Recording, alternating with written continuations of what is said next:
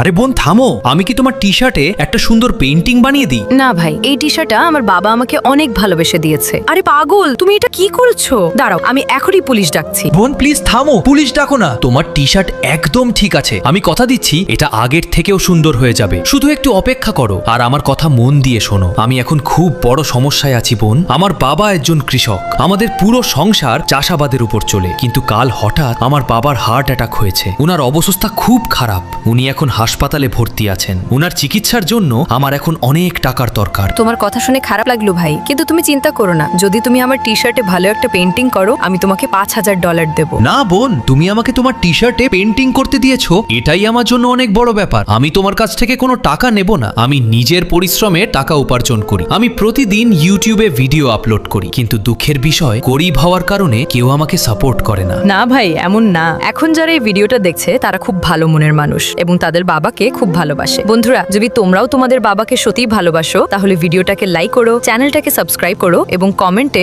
I love মাই পাপা লিখো। Wow ভাই, এটা তো সত্যিই খুব সুন্দর।